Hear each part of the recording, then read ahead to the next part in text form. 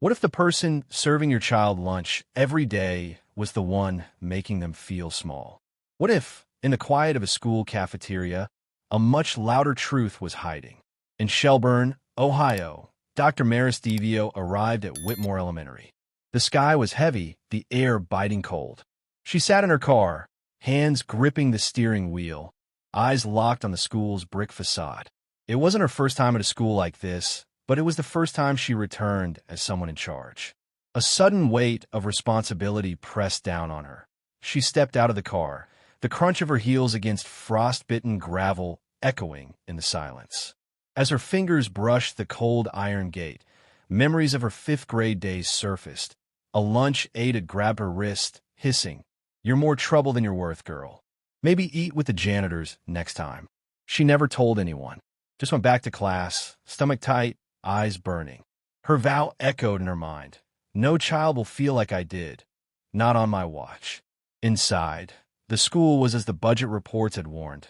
Tired tiles, flickering lights, classrooms smelling faintly of mildew.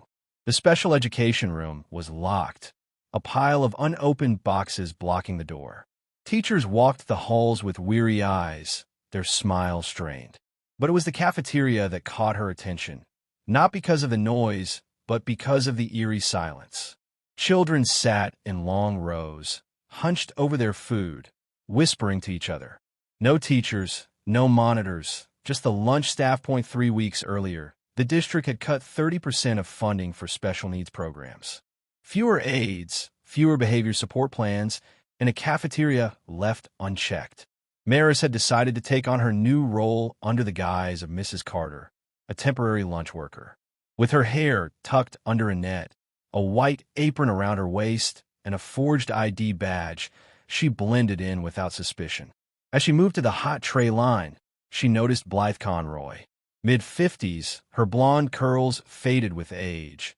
Blythe wore a forced smile, but it was clear to Maris that her tone darkened when she interacted with the children.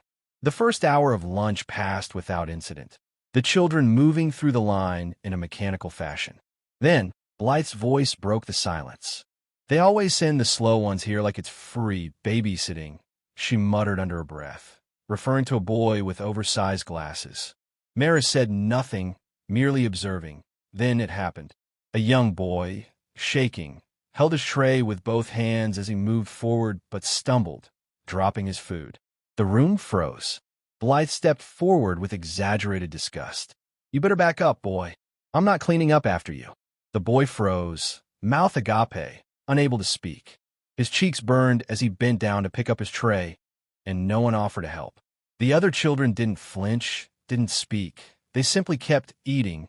Maris watched, a quiet fury building within her. This wasn't an isolated incident.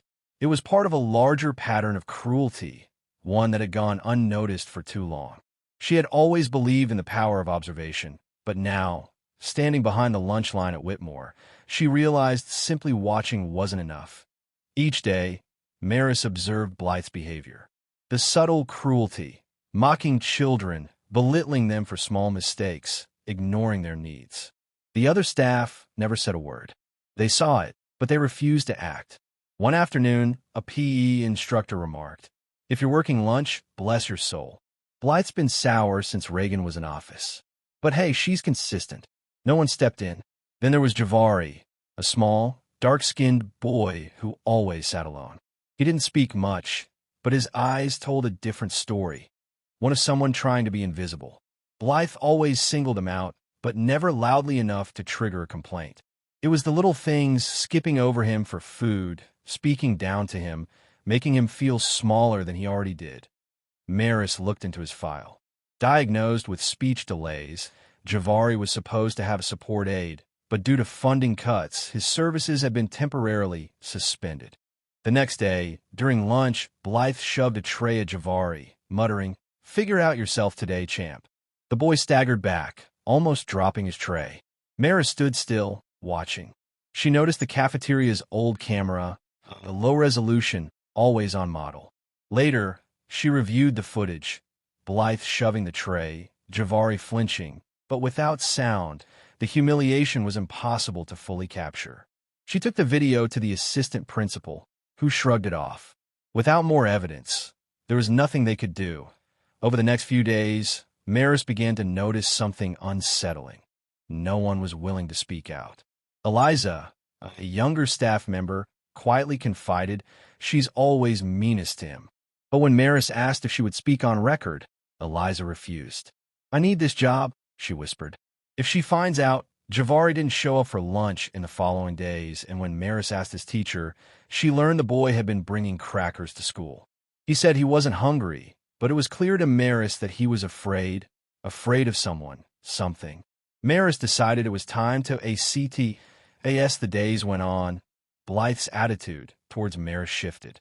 She started watching her more closely, making small, insinuating comments. "You always this quiet?" Blythe asked one morning. Maris simply responded, "Just paying attention." Maris knew that exposing the truth would come with consequences. Taking action meant risking everything. Would she be able to bring the cruelty to light, or would the system silence her before she could even begin? The story was just beginning. The thick tension that had engulfed Maris in the last few weeks only deepened. As she sat at her desk, the usual hum of the office around her felt almost distant. Her mind wasn't on the tasks at hand. Her thoughts swirled around the escalating situation with Blythe, her manipulative boss. No matter how many times she tried to convince herself to just ignore her, the pull of what was happening was undeniable. Maris was just about to pack up for the night when the door swung open. Emily, her loyal friend and co-worker, walked in with an anxious expression on her face.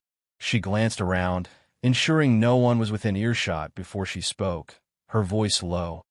"I overheard something," Emily whispered, her eyes flickering with concern. "It's about Adam. Blythe is planning something big. I don't think you're safe, Maris." Maris's heart skipped a beat. "What do you mean?" she asked, her voice shaky despite her attempt to remain calm. Emily hesitated. I think Adam's been working with Blythe behind your back. They're setting you up for something, Maris. I don't know what it is, but it's not good. You need to be careful." Maris's mind reeled. Adam, the man she had trusted, the one who had always seemed so supportive, was now possibly betraying her. The thought made her stomach twist into knots. She couldn't understand it. "Why would he do this? I don't know what to believe anymore," Maris muttered, running a hand through her hair. "But I won't back down. Whatever they're planning, I'm not going down without a fight." Emily gave her a worried look. "Be careful, Maris. They're not just playing office games anymore." Maris nodded, but felt a gnawing unease settle in her chest. She decided to confront Adam directly. She couldn't let him slip away in the shadows, not when she needed answers. And so, she waited. The next morning, Adam walked into her office, looking unusually tense. His usual polished exterior was cracked, and Maris could sense that something was off. She didn't waste any time. "Adam," she began, her voice sharp but controlled. "I need to know what's going on. I know you've been talking to Blythe. What's this about you both setting me up?" Adam's eyes flickered with panic before he quickly masked it with a forced, blank expression. "Maris, I don't know what you're talking about. There's nothing going on between me and Blythe. You got to stop being paranoid." But Maris could tell he was lying. His voice had that slight tremor, the one he couldn't hide when he was caught.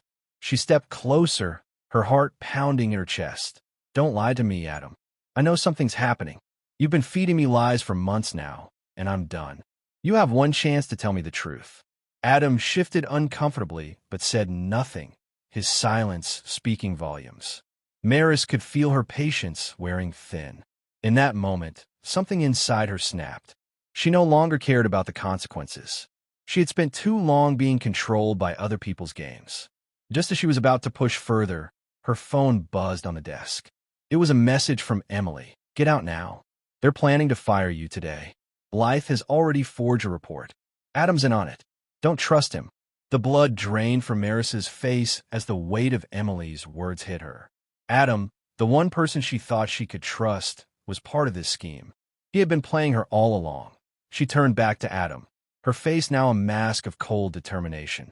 "You've been part of this all along, haven't you? You were never on my side." Adam's expression faltered for a second before he quickly regained control, his eyes narrowing. "You don't understand, Maris. This is bigger than you think. Before she could respond, the door burst open, and Blythe stepped into the room, her trademark smirk plastered across her face. "I see you're getting to the heart of things, Maris," she said, her voice dripping with malice. "But it's too late now. The decision has already been made." Maris stood her ground, her mind racing. She realized that she had been set up all along, by Adam, by Blythe. But she wasn't going to let them win. Not now, not ever. "You think I'll just roll over and accept your lies?" Maris said, her voice icy. "You've made a mistake, Blythe. I'm not going anywhere." Blythe's smirk faded, replaced by a cold, calculating look. "Oh, I think you will. It's all in the paperwork now. Your career is over, Maris." But Maris wasn't about to give up. She turned to Adam one last time. "I thought you were different," she said quietly, almost to herself. "But I see who you really are now." Adam looked away, unable to meet her eyes, but the damage was done. Maris knew she had no choice but to fight back with everything she had. "Tell me, Blythe," Maris said, her voice steady now.